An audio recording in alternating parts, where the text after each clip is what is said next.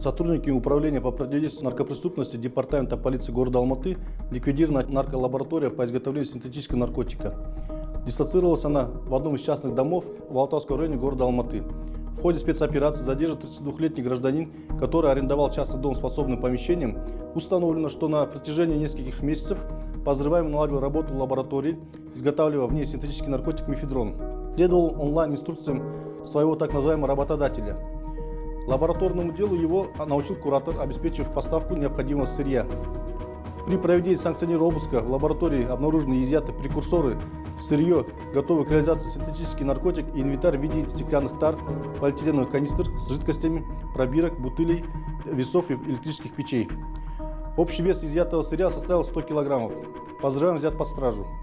Уголовное дело зарегистрировано в едином реестре досудебного расследования по статье 297, часть 3 Уголовного кодекса Республики Казахстан. В настоящее время проводятся оперативные мероприятия, направленные на установление других звеньев криминального промысла.